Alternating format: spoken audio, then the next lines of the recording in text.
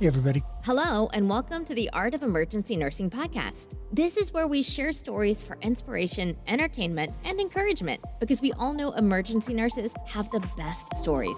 Now, here's your host, Kevin McFarland. Kevin McFarland here from the Art of Emergency Nursing podcast. And thanks as always for downloading this episode. I am back from a little bit of a hiatus with part 2 of my amazing interview with Miss Sue Sheehy.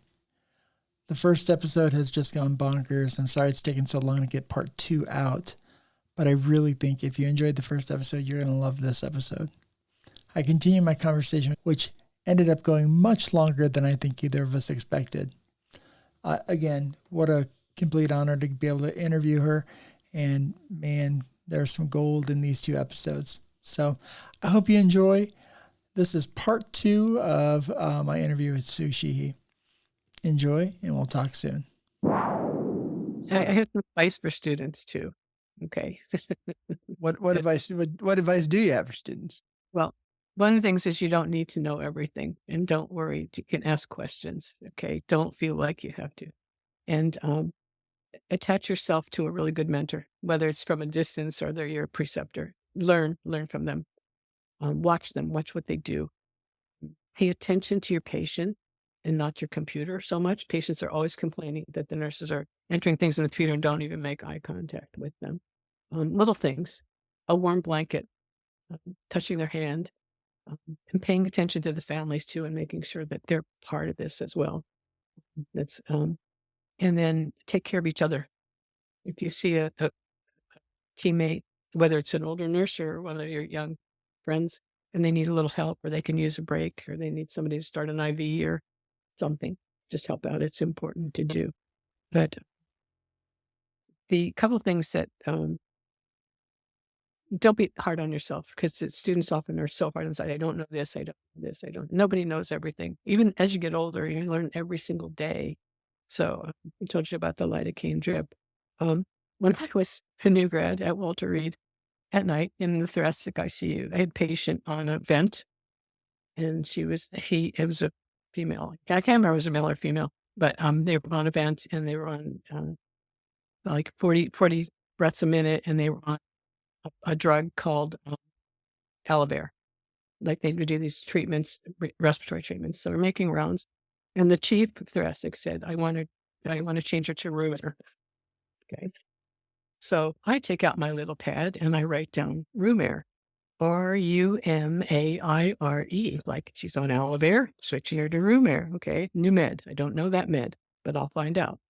So this is nighttime. So I go out and I'm looking in the PDR, I'm looking at formulary. I can't find it. Can't find Rumer. I called the pharmacist on call, said, I can't find the Rumer. He goes, what are you talking about? I said, I have to change this patient from Alavere to Rumer, and they don't know what that is, and I can't find it. He goes, wait a minute, I'm just waking up. I'll call you back. Oh. Then they had this tray in the refrigerator with all the respiratory meds, and I'm taking the bottles out, and I'm looking for Rumer. And so Colonel Philip, the chief of thoracic, comes by, and he goes, Lieutenant Badessi, what are you looking for? I said, I'm looking for the Rumer. He goes, what? I said, you changed that patient from Alavere to Rumer, and I can't find it. And I started crying. I said, I know you think I'm just a stupid new grad, but I can't find it. I looked in the PDR and I called the services, and he starts laughing, and I'm like, stop laughing at me. This isn't funny. And he's going, Rumer, ROOM, space, AIR. He wanted me to change it to 21% oxygen. And I thought it was a medication. That's funny. So stupid. So the next day when I came into work, of course, they had every bottle in the refrigerator they had a fake label on it that said room air. So, and I just said, okay, I was mortified, but years later, I saw him when I was doing graduate work, and he said, I remember you, Lieutenant Room Air. It was funny. That's The other funny. thing, you can learn things from people who are not nurses as well. Pay attention to the cleaning people, the techs, lots of people who can help you. And I have lots of stories. I'm a storyteller. we had a medic when I was stationed in Longstall who was phenomenal at IV sticks. He could, and they would get called to the OR to stock an IV that the anesthesiologist couldn't do. And I said, Chuck, how do you do this? Can you teach me how to be really good? He said, yeah, come by this evening and and meet me here and I'll show you. So I go there and he turns off all the lights in the room. I said, what are you doing? He said, I want you to put this tourniquet on my arm. He had the intercath already. Put this tourniquet on my arm and start this IV. I said, let me turn on the light. He goes, no, I want you to start it using your fingers. Use your fingers to feel the vein Oh and my start gosh. I me. tell people that all the time. And I said, I can't do this in the dark. He said, yes, you can. So he made me do it on him, and I was a wreck, but I got it, and it went in. And I went, oh my God, how did I do that? He said, because your fingers are more sensitive than your eyes are in terms of where the vein's going and how big it is. And I said, how did you learn to do that? He said, when we were in Vietnam, they'd often lose electricity, and they had to start IVs in the dark. So I thought, so I don't turn out the lights when I start IVs, but I would tell students, just you can't find it, close your eyes, look away, and let your fingers feel. I always start when I start looking for an IV, I'll put on the tourniquet and I'll be looking away like this and I'll just start feeling the arm Right, and right, kind of looking away. I'm like, okay, there's something there. And I may not be able to see it, but if I right. can feel it, I can get it. Yeah. Yeah. So he said, start by teaching your students. He said, put like a quarter, a dime, and a nickel in their pocket and tell them to find the dime. And they can do it with their fingers. And see, your fingers are very sensitive. So that Yeah. was a huge lesson I learned from a medic. Yeah. And I've always and- taught it that way. I've always done it that way. I was coaching a young lady, one of the nurses I work with in the med surg unit really wants to get good at IVs. And I'm like, it's a great skill to have because they call me up there now in my role now, they call me up there and start the IV. And, of course I've been doing IVs for 20 years. Like little idiots. it's a Yeah. little different. You're like, okay, this isn't a big deal. Um, where, The other some of thing these that's nurses good have to been help doing you it for with 2 years. LV is play pickup sticks. Oh, yeah. My niece was a resident at a pediatric resident, and I was playing pickup sticks, and challenging her and her boyfriend, who was a radiology resident. And I kept beating them because they said, "How can you do this?" And I said, "Because I've started IVs on little old ladies for 100 years. Just I can find this little stick that I can move." So she said, "That's a good idea. We'll just practice with pickup sticks first to just get your fingers used to being steady." Yep. Yep. Funny little things, yeah. But the other thing I learned was from a patient. Had a junkie, terrible junkie, and I was really having trouble figuring out where I was going to put an IV in. And he said, "Right here, look." He goes, "Everybody on earth has a great big vein here." He said, "If you can't find a vein, look at it." And he said, "Just make sure that you put the line in towards your elbow." And I've used that a million times now when I can't find it. It's a nice big vein that everybody has right back here. So Yep. look in the back of the arm too. But that came from a patient. So That's it's like funny. little of the trade. I they always laugh at me because I always ask the patient, like, "Hey, where do they get your IVs?" Mhm, mhm. And they're like, "Oh, right there." And I'm like, well, to ask that question because I know, like, whenever they go to draw my blood, and I got the bruise here to Yeah, prove it, whenever they go to draw my blood, anytime they try for this arm, they miss, and every time they try for this arm, it's easy hit. And yeah, so, yeah, I'm like, "Go to my right side. It's just better than my left." yeah. But it's interesting that you can learn from patients too when they tell you how to do something. And who knew? I used to have this notebook that I put in my pocket. I called it my peripheral brain. And I would write things down and that people would tell me, like a nurse or a tech or a doc, like, "Oh, try this." Like, it's a good idea, you know? Yep. It's kind of, like little ladies just wrap their hand in a nice warm towel and a chucks and let it sit there for a while and the veins will just pop up usually, you know? Yep, get it nice and warm. Two funny stories. We, when I was working in LA, we had this thing called minor proofs of God. If something happens that was just really a minor proof of God, we would write it up and put it in a notebook. We had notebooks on the counter. So this one day that the police brought this little lady in their police car. And she had obviously broken her arm. And they were laughing as they brought her in. And why would they bring her in a police car? And I said, "What's going on?" And they said, "You're not going to believe this. She was walking down the street. She had her purse over her arm and she had a grocery bag and she was kind of looking. And some young kid jumped out from behind a bush or something and grabbed the grocery bag and it was pulling on her purse and broke the strap and she fell on her arm. While this happened, the police car was coming around the corner and they just saw this happen. So one of the cops goes after the guy, the kid, and one of them is helping the lady, and taking care of her. Well, turned out she had dementia and the kid stole a bag of dog turds. She was picking up dog poop. So that got written up in the Minor Proofs of God book. Those little things. It's called karma, baby. Right. And then they started putting in dividers and they had like the most creative overdose because we had somebody who did like made martinis with gasoline thing. Another lady who did with sprayed her. It was just, and we wound up having 2 really big 3-ring notebooks full of Minor Proofs of God stories with categories. And then one day they just disappeared. We don't know who took them, where they went. I was gonna say, can you imagine how people would line up for that book? Oh my God. There were so many stories in there of like if somebody was, and some of them were sad, like some being brutally raped, but the rapist dropped the driver's license on the floor or some, those kinds of things, but little things that make, sorry, buddy, but yeah, but those kind of things. And then one of the funniest things is, you never say in the emergency department. You never say, gee, it's quiet. Or what else can happen, after you have a crazy night? Because things always happen. 2 things. You're going to find out. Yeah, what else couldn't happen was when the morning, they changed, they had a bad night shift. It was changed to morning shift. And they said, one of the docs said, what else could happen?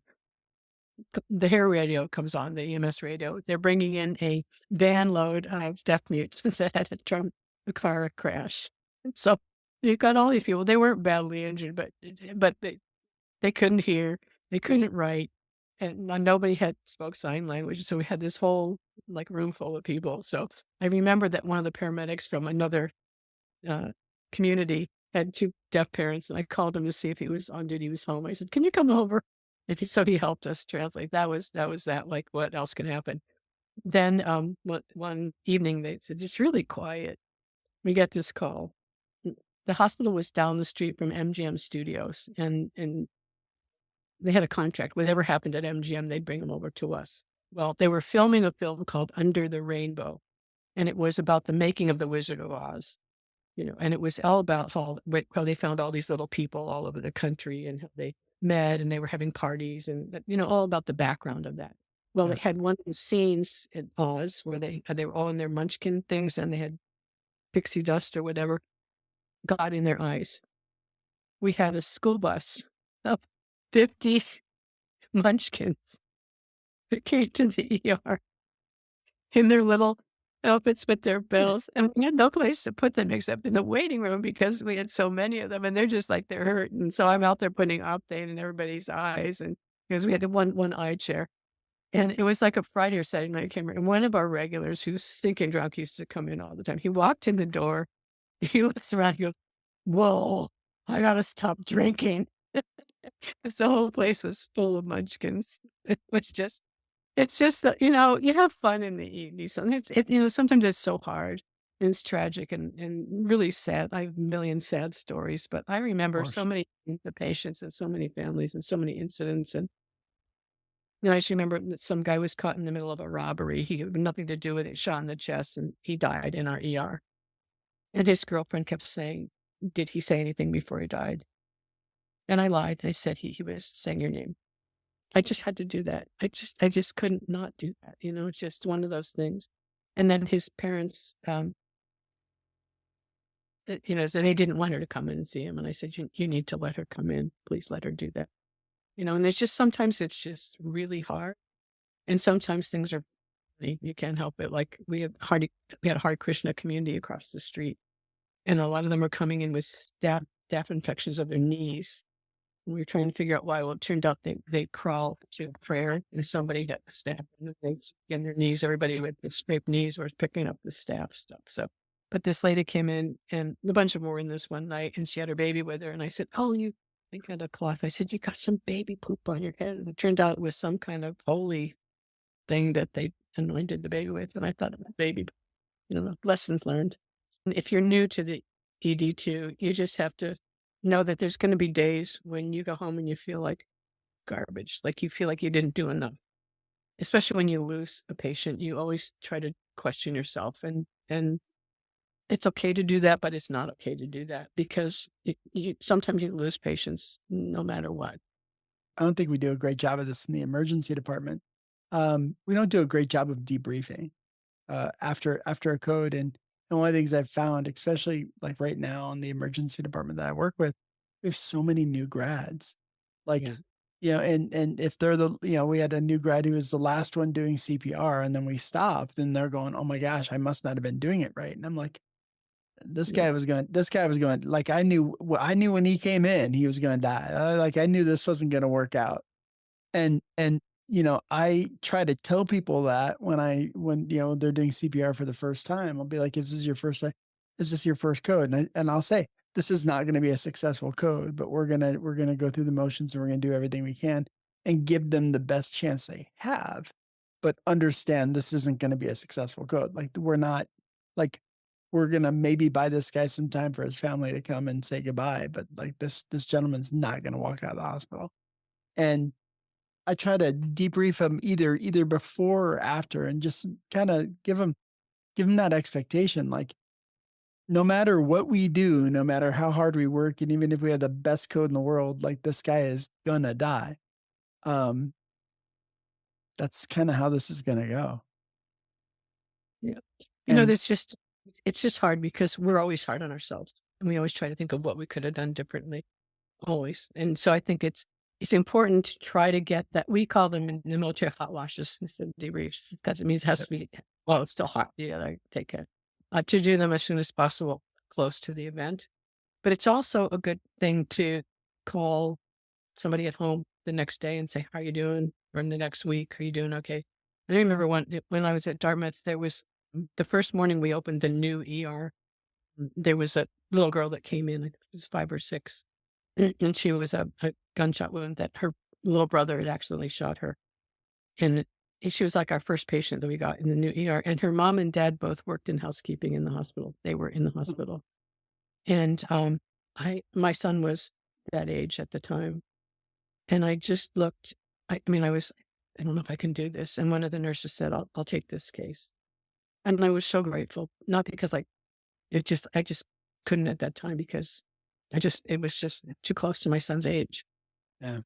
And I was so grateful to her for seeing that, and I think that's important. The other thing I learned too is I worked with a doctor. I just loved him. He was this general surgeon.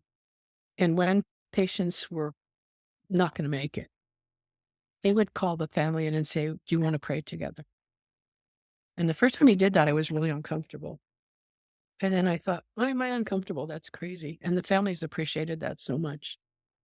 And other thing too, especially a new nurse, it's okay to cry. I can't tell you how many times. I mean, I was one of my first patients at Walter Reed was like a guy named Kenny, 18 years old, shot through the neck, C2. I don't know how he survived that and got from Vietnam to Walter Reed, but the bullet came out his chest, so we had him on the thoracic ward. He was on a old foster frame where you make a sandwich out of him with the bed and flip it upside down and stuff on a vent. And he kept mouthing, and I would sit on the floor at night and talk to him, and he kept mouthing to me, "Please pull the plug. Please pull the plug." And I would sit there and cry. And Wow. I would think, I still think about him and I think, what would I want if that was me? But then I had to think, it's not me and I can't tell him, but I just kept saying, I can't do that. I can't do that. And he went to the VA. I'm sure he passed away at the VA. But, sometimes patients will ask you to do things or not do things. And, you just have to do what you have to do as a nurse with your ethical background. And if you haven't read the Code of Ethics, you really need to do it. And it's being revised right now too. It's really important to do that. I just seen somebody just put something in email about that, of the revising the code of ethics. And Yeah, it's uh, in process. It's I just did an episode recently with Lisa Wolf, and we were talking about the code of ethics, and we were talking about how she's done a study, and she's got a paper coming out where it's clear that people are not familiar with the code of ethics. Right. Right. Really, it's one of the things I make my students do and teach ethics classes.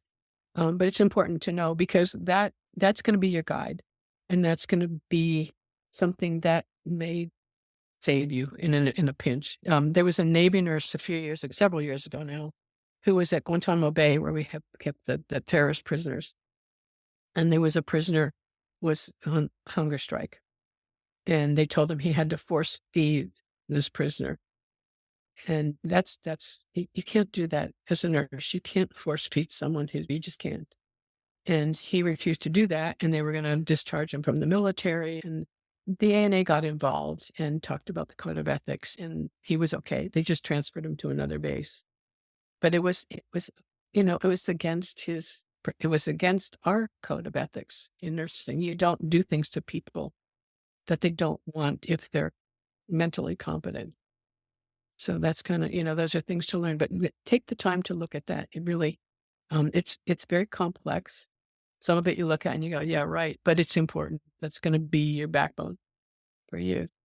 100%. I was joking around with Lisa saying we need an ethics in action class. Like we need you know, here's some scenarios, here's some ethical scenarios that can and will come up in the emergency department. It happens all the time. That we may Well, not recognize. remember Alex Webble case? She was at burn nurse who got sent to the ER because they were busy, and the police brought in a guy who was involved in a crash. It wasn't his fault. He wasn't the cause of it or the victim. They brought him in and they wanted to do blood alcohol and she said no. And they kept saying, you have to do it. And she said, I can't do it. We can't do this. This is against our hospital policy. And the police officer was carrying her out to the police car and arresting her. Yep. It was just really a horrible situation. That she was exonerated. She didn't get taken to the police. And they also was a big lawsuit Yeah, because sure. her principles. She did. She stuck to her principles and said, I cannot do this. This is unethical to do. She's on my list of people I would love to interview on the podcast. Oh, you have to have her. She's amazing. She was so strong. She just said, I can't. And they were calling the nursing supervisor who couldn't come down. And one of the other nurses was saying, this is, took out the policy book. And the police said, that's not our policy. That's your policy. But, so she stuck to her guns. She wouldn't give in. Yep. And Good for her. Yeah, Good for really. her. She does. She's very well too. She would be a great speaker. I would love to have her on the podcast. If you're part of the Emergency Nurses Association, I hope you take the time to do that. You'll have a network all over the world. Wherever you go, there's somebody you can call. Isn't it amazing? Isn't it?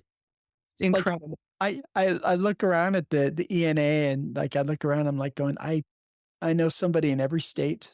I know somebody, In the Netherlands and Australia and all over.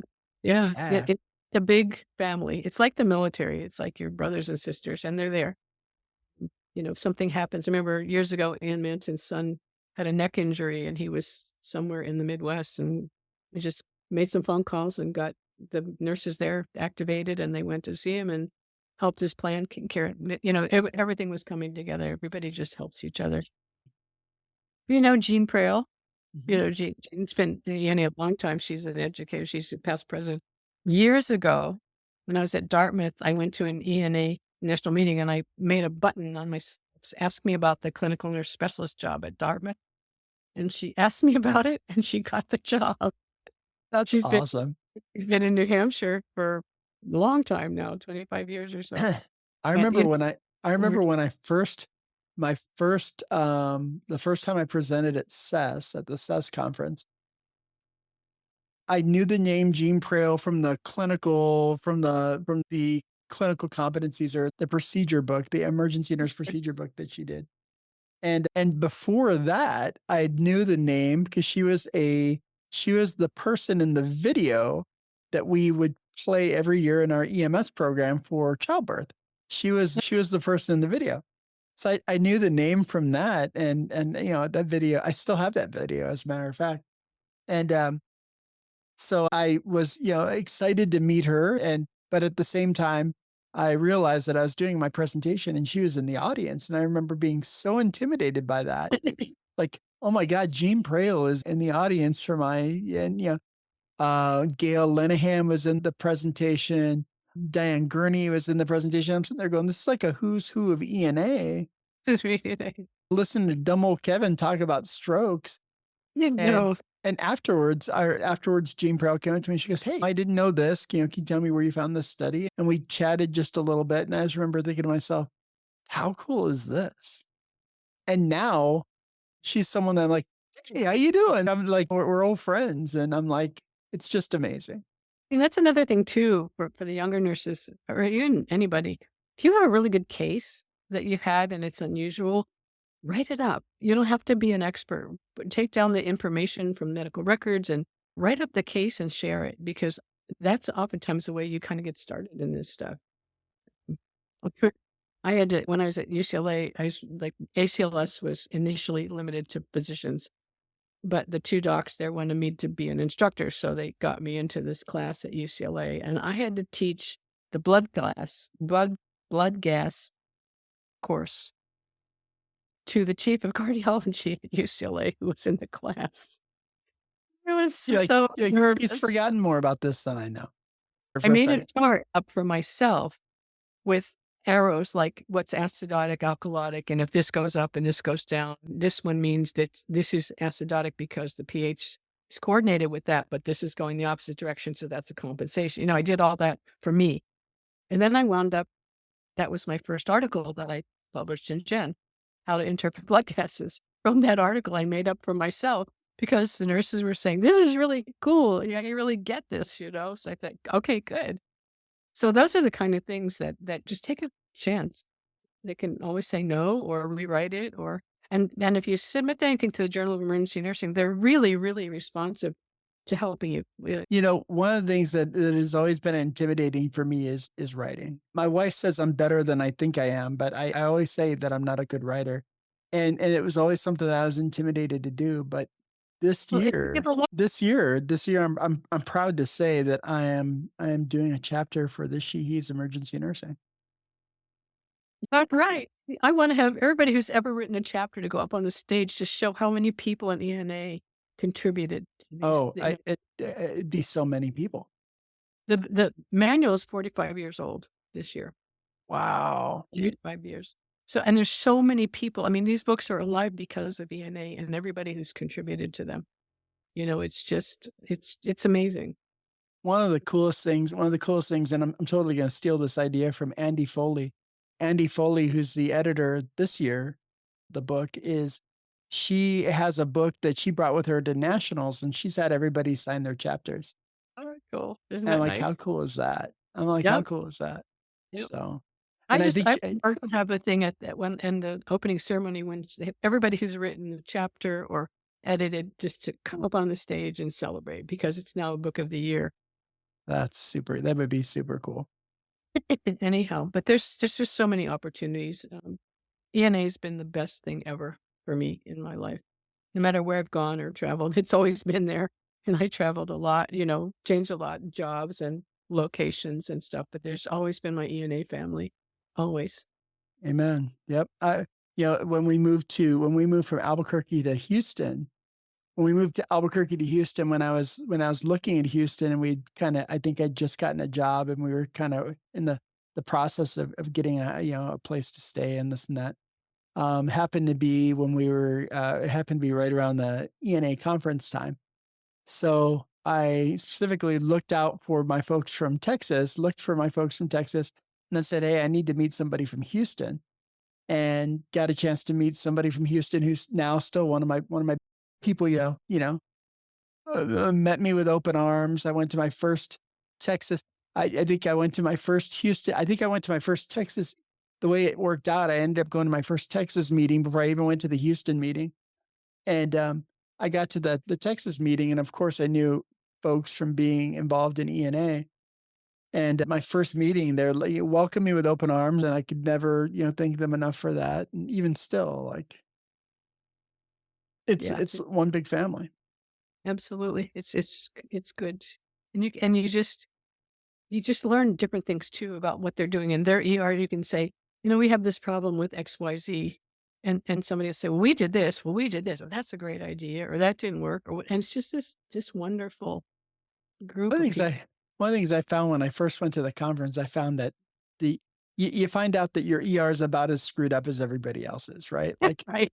Like everyone has kind of the same problems. And they maybe have different ways they've solved it. But like Holding.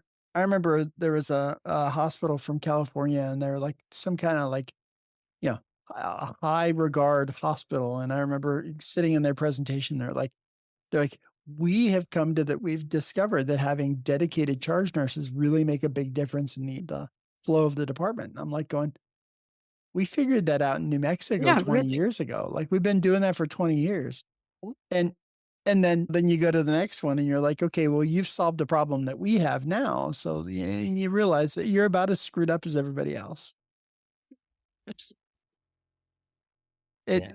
it gives you hope, but it makes you also realize that like there's, the solutions are out there. There's not a whole lot of unique problems. Um, a I lot of just times it's the same came thing. out a couple of years back when for uniform services, we had a project called African Peacekeeping Partnership. And so we were teaching nurses in Uganda and Rwanda and Ghana how to be trauma nurses. Wow. They'd never had that training.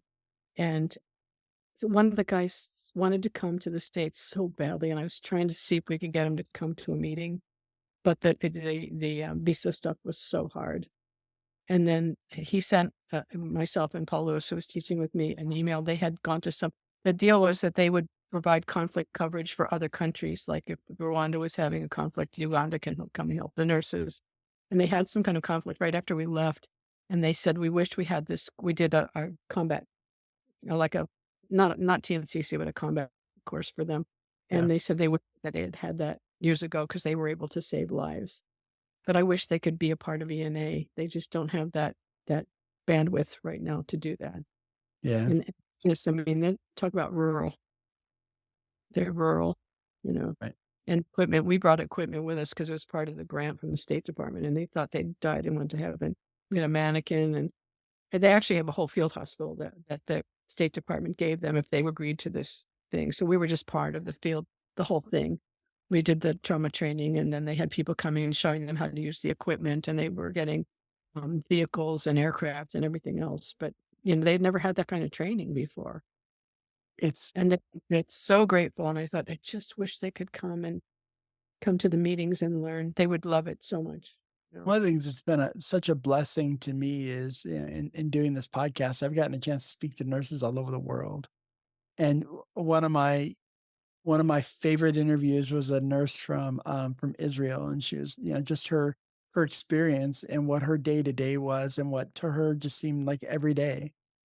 Um, and I was just like, blown away by her. And every year I tell her, hey, look, ENA is looking for international members. They're looking for an international. I'm like I message her all the time. Um, Yeah. and because I'm always just like, you are living this. You're doing something. And just to have the opportunity to just sit down and talk to her, like, it's just amazing. Yeah. And if anybody's listening to this podcast and you're not a member of ENA, I know this sounds like an advertisement, but it is. ENA has an amazing membership fee structure, new one. So for students, there's a really low fee. For first year graduates, there's a really low fee. If you've been a member for what is it, 10 years now or 20 years, you get lifetime membership. You don't pay anymore. It's very, very reasonably priced, and it makes it good for you. And you get a journal every month, not every other month. You get it's not a newsletter anymore. It's like another magazine in between times. There's so much information there, so much material, and it's just fun. And then there's all kinds of connections online, different groups that are meeting and Yep. asking questions, and some are funny, some are not funny. Same thing about boarding patients and psych patients. A lot of that. Nobody's Always, that out always. that challenge right now, but that's a huge challenge to everybody right now with opioids and mental health and boarding patients. Yep. Yeah. The other thing too is the ENA does the Day on the Hill in Washington, D.C., and that is fabulous because usually each state sends several representatives, and You spend the one whole day and the ENA covers the cost of the meeting. You just have to, usually your local chapter will pay for your airfare and your hotel. But there's one whole day at the hotel, and then they have guest speakers and government affairs experts. We had a journalist this year who spoke. Several states talked about what they did, and they talk about, like, how do you do this? How do you make contact? What do you say? They gave everybody these beautiful folders that you could give out with data, and it was just so elegantly done. And then we all had to make the second day is actually on the Hill. Yeah. So there were 9 of us from Maryland, and we had 10, 8 representatives, senators and reps we wanted to meet with. Usually meet with their staff. So we just split up who was going to be the lead on each one, and then we took 2 or 3 people with us together, and we'd meet with them. And we had 3 things that we wanted to present. One was the EMS for Children's Act that was due to be reviewed, and then 2 were against workplace violence. One was education for everybody, and the second one was making it be a felony charge. Yeah. And when we met and we were really excited because when we met, you never really rarely do you get to meet with the senator or congressman themselves. It's usually their aide. But all 8 of our people signed on to all of those, except the EMS for Children. It was too late for the House of Representatives to sign off. The deadline was already there, but that was a shoo-in. But all 8 of them signed on to the Violence in the Workplace Acts after we talked to them and met with them. That's So awesome. it's awesome. I mean, so they'd see you, and we tell them, when you go, bring a story with you. Don't just say. So one of the nurses that was in my group had been assaulted by a patient. She brought pictures of herself with her black eye and her stitches and stuff, and said, "This is me." And that just like, oh, okay. What do you need? Yeah. The interesting thing is, when we were talking to Jamie Raskin, he's a really cool guy. He came out of his office to do something. We were in the hall with his group, and he goes, "Hey, emergency nurse." He knew us because we were always there bugging him about stuff. Hi, he's, "How you doing? What are you here for today?" And we told him really quickly.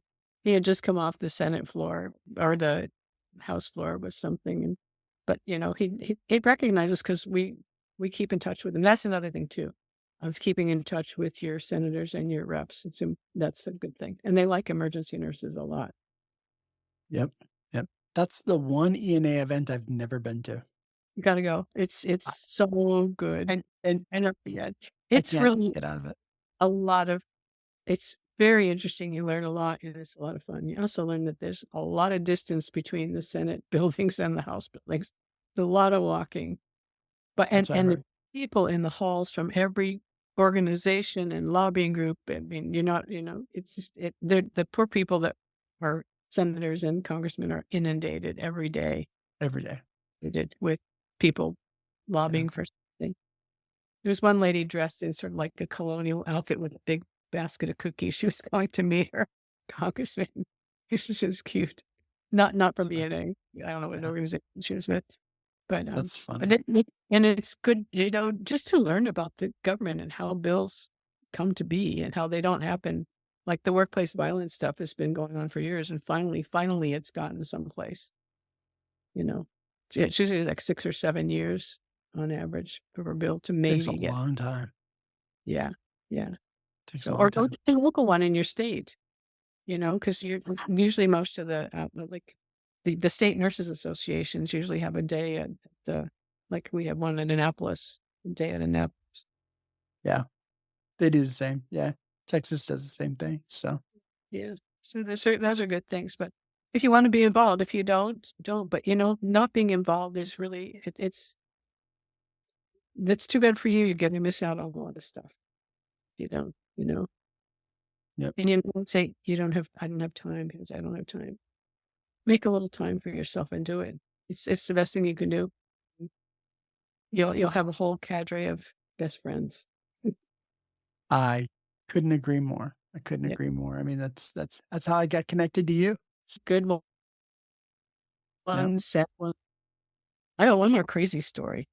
We had one day, how did this start off with? Oh, the cafeteria was in the basement. And so some young punk guy ran through the cafeteria, was getting stuff, eating stuff, and then held up the cashier. Right? Old lady, she's sitting on a stool. I think he got like $35, pushed her over and left, ran out, right? So she's on the floor. We get a call for this lady that's on the floor. Meanwhile, they call the police. So the police tracking this guy. He runs out of the ER a couple blocks away into a gas station. And there's a guy pumping gas, putting gas in his car. And the police car pulls up behind them, right? So he knocks over the guy who's pumping gas. The police and he are doing a chase around the car. He gets in the police car, the assailant, and takes off with the police car. Now, the police are in the guy's car that got knocked over, and the guy that got knocked over has a laryngectomy. So they call the ambulance to bring him into the ER. He is the husband of the cashier that got knocked over. So now the police are chasing this guy, and there's road construction, and the guy goes into this ditch with the police car. So he gets out of the police car and he's running, and the police officer's chasing him, one of them grabbed him, and the guy's got a gun, and he's going to shoot the police officer. So the police officer's buddy goes out of his buddy's arm with his gun and shoots the assailant in the chest. Right? Oh my gosh. And the assailant's eviscerating all over the police one that he was going to shoot. And so that guy's eviscerating and dying. The police officer, who has the guts, lungs, and everything all over him, is throwing up. So they bring him into the ER. So we've got the lady who got knocked off the stool in the cafeteria, her husband who got knocked down on the ground at the gas station, the police officer who can't stop throwing up, and then the guy who got shot and died in our ER. all like All from within one little incident. happened. It was. It's like, yeah. And we had another time when they had our ambulance driveway was back to back with a bank, and we get a call that there was a bank robbery, and the bank robber shot somebody in the bank, and is on the loose, right? And they describe him, and they say he's got a brown suit on, and he's whatever height, blah blah blah. And all of a sudden, this guy comes into the ER. He says, chest pain. Got a brown suit, just like this is the guy. So we put him in one of the beds, and like clear out one of the side rooms and clear out the other 3 patients in the room. And it's like, this is the guy. We're like, oh God, what do we do? We don't. And so we called the police and we said, we've got this guy here, and we're just trying to just take it, like we're pretending we're taking care of, like, they're saying, be careful, okay, be careful.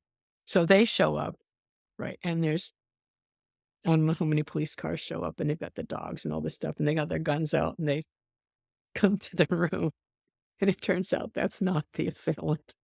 It was some poor guy who looked like him. If the guy didn't have a heart attack, then it was, but he is exactly the way they described him. I mean, what are the odds? A brown suit, he's this tall, and it's like, this poor guy didn't know what was going on.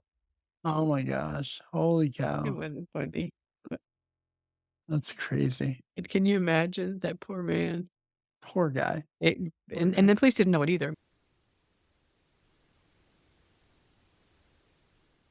When my office was around the back corner outside the ER, and right across me was a CT scan room, or not CT wasn't out, it's some kind of scoping room.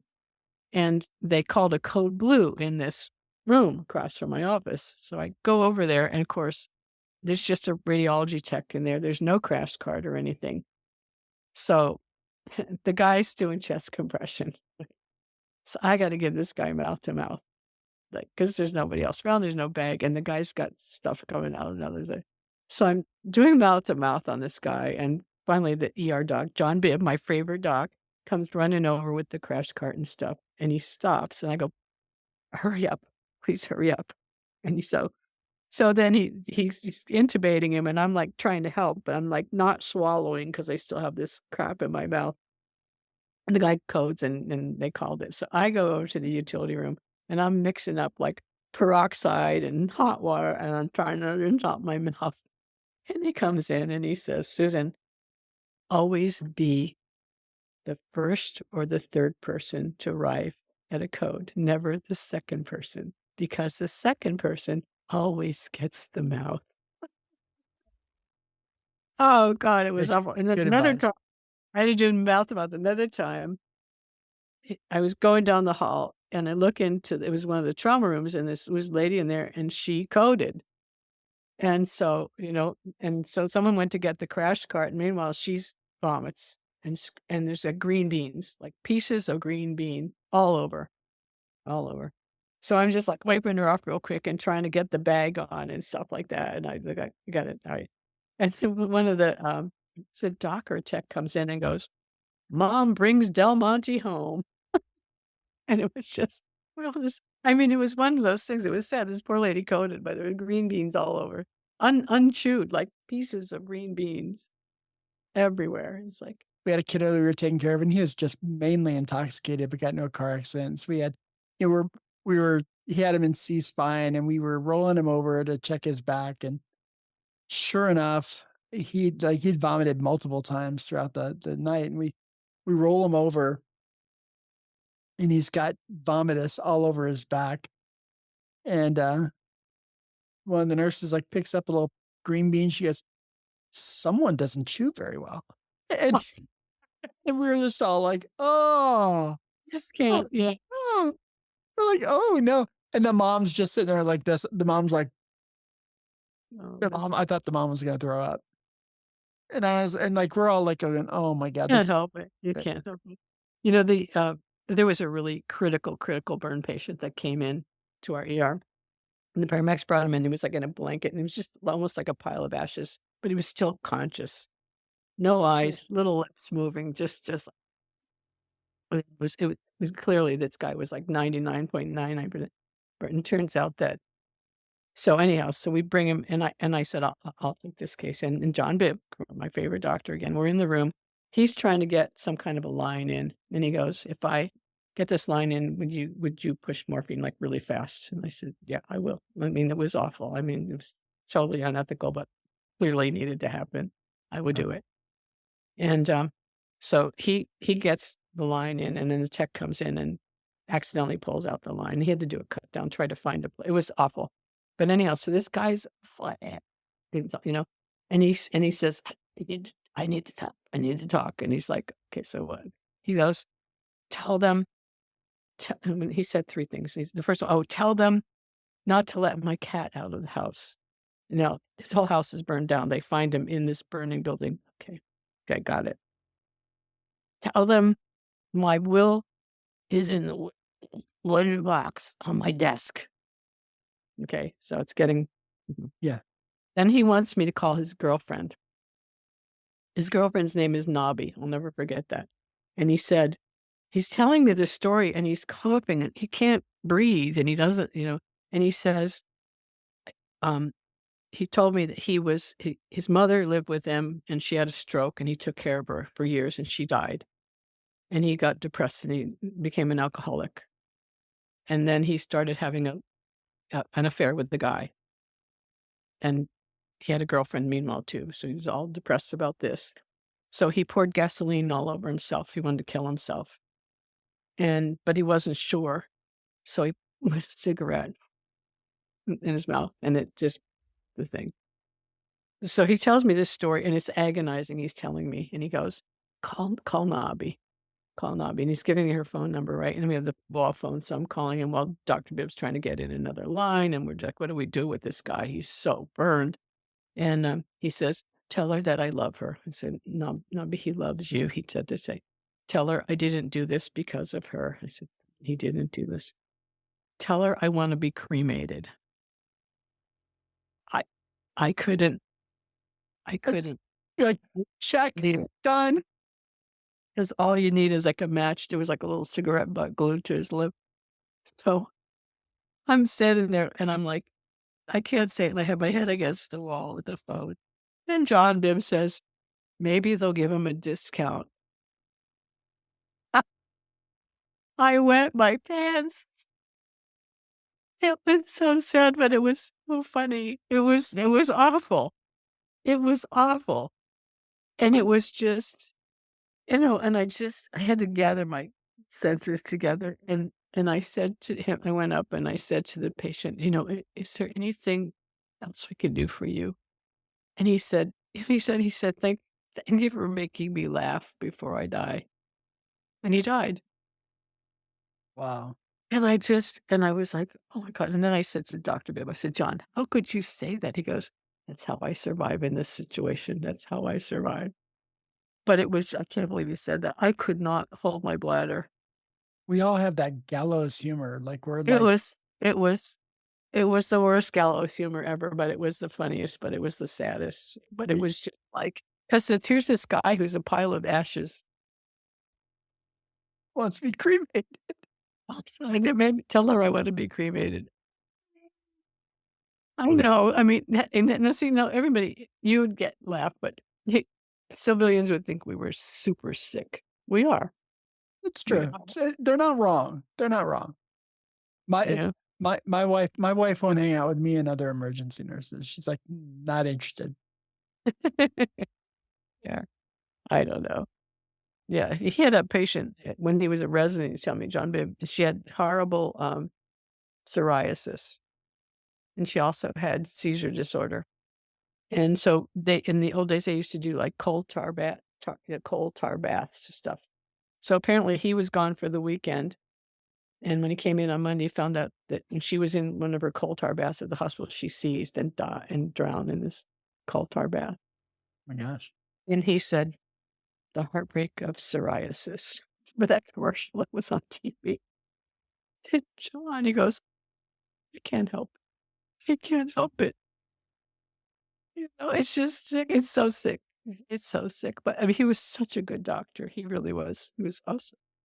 And he was, it was funny. He would always, when he was doing a pelvic exam, he'd always like put his fingers in and then smell it and he'd go, oh, this is Pseudomonas. Oh, this is Candidiasis. He always knew what it was before so I was on the Journal of Emergency Nursing Board and I was joking, but they didn't know I was joking because I had this trauma section in the journal and I said, I'm going to do like a scratch and snip thing there. That'd be really cool. Like ER smells. Wouldn't that be good though? You're teaching a student, Yeah. know what melanoma smells like, you know what Okay. it smells like, you know what, diabetic ketoacidosis smells, you know what arsenic poisoning smells like, just have a little scratch and sniff. What is this? It's a test. And so I remember Millie Fink, she was like one of the early founders of ENA. She's sitting there with another one of the older ladies and they're going, like, I'm just kidding. They thought it was serious. Just joke. But then I thought later, wouldn't that be interesting to actually develop something like that? It would be amazing. It'd be amazing. Like To little just for, like, smell jars. Like, well, they have it for the like chemical biological weapons. They have like little Yeah. you can smell what it kind of smells like. It's what it smells like. Because oftentimes you can walk into a room and if somebody has C. diff in their footstool just from the way it smells when you walk in the room. Oh, Take care. We know what Pseudomonas smells like. I don't know how many times I've taken students into the rooms and said, go in the room and you're going to smell diabetic ketoacidosis. And either you'll smell it or you don't. Not everybody can smell it. I can smell it a mile away. I can walk into our ER. And if someone's in ketosis, I can be like, Yep. I can follow right to it and be like, oh, there they are. And some people no one has a unique smell. It's like that. Yeah. Crap. I don't know. Acid crap. That's a good name for it. But I mean, Pseudomonas, Candidiasis, I mean, they all have very unique smells. Yeah. And then we used to do a pool for what the blood alcohol level was. Whoever got the closest without going over the amount. We would say, okay, how many? $2, $1? Guess. Yep. It's so bad. Yep. But it's yeah. Taking up way more of your time than I expected. Thank you for inviting me. Thank you so much for doing it. Thanks for listening to the Art of Emergency Nursing podcast. Make sure to subscribe to the podcast and follow us on Facebook.